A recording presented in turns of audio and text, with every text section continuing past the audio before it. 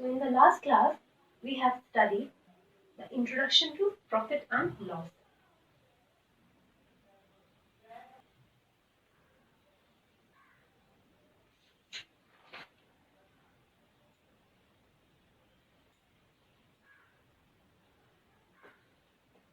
So let us recapitulate the points.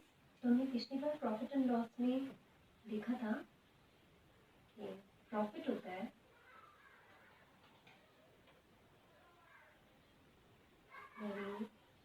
Selling price cost price का difference, loss होता है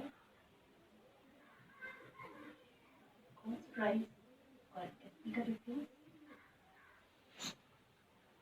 कभी प्रॉफिट एंड लॉस जो है एसपी सीपी का डिफरेंस, यानी कि ये साइन जो है हमारा डिफरेंस को इंडिकेट करता है। तो कोई भी बड़ा हो वो डिफरेंस करके जो भी हमारा निकलता है वो हमारा या तो प्रॉफिट है या लॉस है। ठीक है, डिपेंडिंग ऑन दिस केस।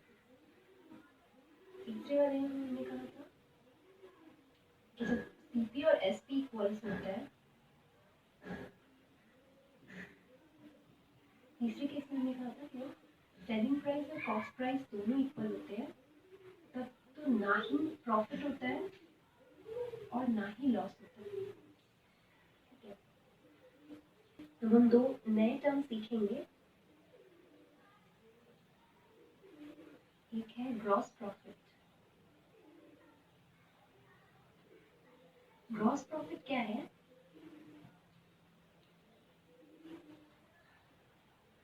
जब हमारे प्रॉफिट में से कोई भी टैक्स डिडक्ट हम नहीं करते, जब जो भी प्रॉफिट हमारा इनकर कर रहा है, जो भी प्रॉफिट हमारा हो रहा है, जो भी मुनाफा हमारा हो रहा है, उसमें से अगर हम टैक्स को माइनस नहीं करते हैं तो उसको डायरेक्टली हम कहते हैं gross profit. Base profit is called gross profit, मतलब base profit is called gross profit, या फिर हम इसको ग्रॉस इनकम भी कहते हैं, या तो ग्रॉस प्रॉफिट या ग्रॉस इनकम।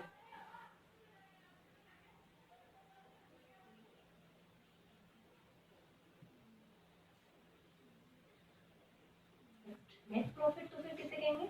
जब हम प्रॉफिट में से माइनस टैक्स करेंगे, यानी डिडक्ट करेंगे टैक्स को, तब जो हमारा होगा उसे हम कहेंगे नेट प्रॉफिट।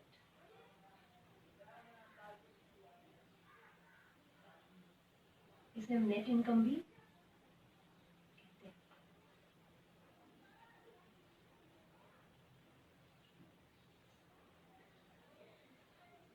तो अभी हम परसेंटेज का भी देखेंगे कि प्रॉफिट परसेंटेज और लॉस परसेंटेज कैसे निकालते हैं। तो फोर्थ फॉर्मूला जो है वो है प्रॉफिट परसेंटेज का। तो प्रॉफिट परसेंटेज कैसे निकालें?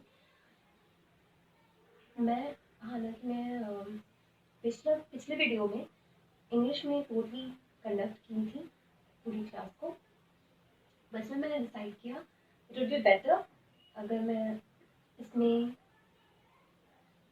हिंदी भी यूज़ करूँ, तो काफ़ी आसानी होगी चीज़ों को और समझने में। तो प्रॉफिट परसेंटेज में हम देखते हैं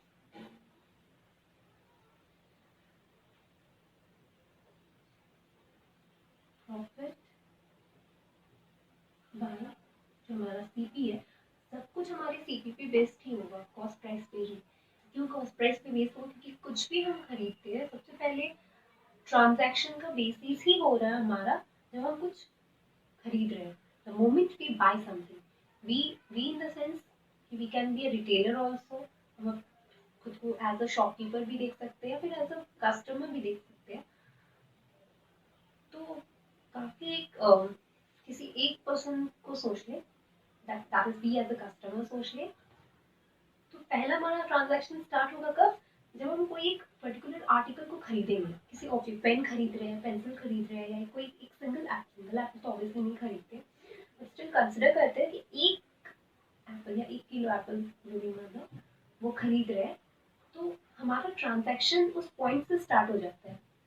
तो उस पॉइंट पे हमारा पहला प्राइस जो होता है दैट इज कॉस्ट प्राइस। अब हम उसको ऑब्वियसली क्वेश्चन ये होता है कि हम तो उसको खाएंगे बेचेंगे नहीं, बट ये तो वही बात हो गई कि मैथ्स में 100 वाटरमेलन कोई खरीद रहा है या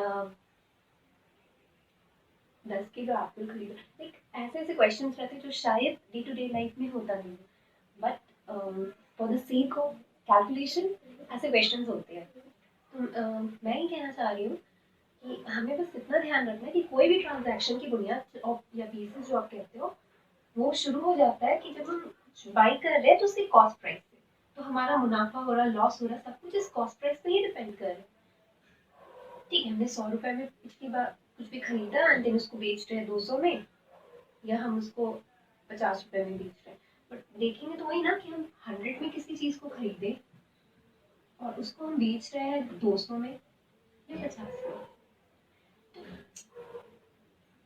प्रॉफिट या लॉस हो रहा है वो तो इस पे डिपेंड करके होगा ना, क्योंकि हमारे इसमें 100 में ये तो हमारा सीपी हो गया ना, पहली बार सीपी, ये सीपी हो गया। तो किसी एक केस में ये एसपी है, किसी एक केस में ये एसपी है, तो जिस केस में ये सेलिंग प्राइस है 200, यहाँ पे हमारा प्रॉफिट हो रहा है क्योंकि एसपी ग्रेटर देन सीपी हो रहा है। ऑब्वियसली ज़्यादा हमें इतना फॉर्मूला सोचने की जरूरत नहीं, बस कि आंखों से देख करके हम कह सकते कि 100 रुपए में कोई चीज़ खरीदी हुई चीज़ को हम 200 रुपए में बेचे तो ऑब्वियसली हमारा प्रॉफिट ही हुआ। अगर हम 50 में बेच रहे तो ऑब्वियसली हमारा लॉस हुआ। तो हर चीज़ का बेसिस ये सीपी ही है। तो प्रॉफिट परसेंटेज भी हम जब कैलकुलेट कर रहे हैं, इसीलिए हम ये प्रॉफिट भी कैलकुलेट करेंगे सीपी की बेसिस पे, इसीलिए हम प्रॉफिट बाय सीपी करते हैं, प्रॉफिट बाय एसपी नहीं। तो ये हमारा प्रॉफिट परसेंटेज ऐसे निकालते हैं। सिमिलरली लॉस परसेंटेज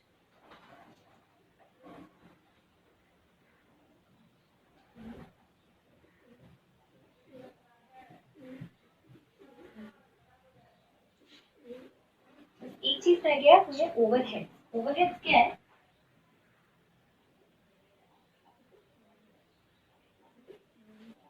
ओवरहेड क्या है?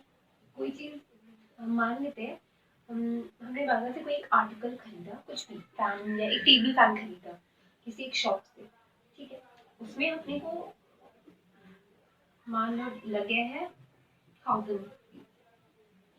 ऑब्वियसली अपने को कोई व्हीकल के थ्रू उसको लाना पड़ेगा, तो उसके लिए या तो डिलीवरी, बेसिकली डिलीवरी चार्जेस जो कहते हैं, तो मतलब ये तो हमारा सीपी है, फाइन, नो प्रॉब्लम। बट इस पे हमें मान लेते हैं 100 रुपीज लगा डिलीवर करने में घर तक, या तो अपन रिक्शा से आए या कोई व्हीकल करा, कोई और व्हीकल करा, लेकिन हम घर से घर तक आए फैन को लेकर, तो बेसिकली हमारा टोटल हो गया 1100। तो ये जो 100 का ओवरहेड लगा, ये टोटल कभी भी अब हम इसको बेचने भी जाएंगे, मान लेते हैं इसको हम 1500 में भी अगर बेच रहे हैं और किसी एक क्वेश्चन में बोल दिया गया हमने एक्स्ट्रा ये खर्च किया, इतना खर्च किया है, तो उस केस में अपने को सीपी क्या कंसिडर करना पड़ेगा? सीपी अपन ये नहीं कंसिडर करेंगे, ये नहीं कंसिडर करेंगे, तो वो अपना सीपी हो जाएगा ये, क्योंकि ओवरहेड 100 एक्स्ट्रा लगा है, तो ऑब्वियसली 1100 को देखेंगे, तो इन दैट केस हमारा जो प्रॉफिट होगा वो 1500 माइनस 1100 होगा, दैट इज 400, राइट। उस केस में हम लोग 1500 माइनस 1000 नहीं करेंगे, क्योंकि हमारे पॉकेट से एक्स्ट्रा खर्च हुआ ना 100, वही है। तो ये उस केस में हमारा ये 400 प्रॉफिट होगा। तो ओवरहेड का कंसेप्ट ही यही है कि क्वेश्चन में अगर दिया गया है, ठीक है, खरीदने के बाद कहानी नहीं खत्म हो रही है किसी चीज की, उसमें हमने एक्स्ट्रा खर्च किए, तो इन दैट केस वो हो जाता हमारा ओवरहेड, जैसे कि इसमें 100।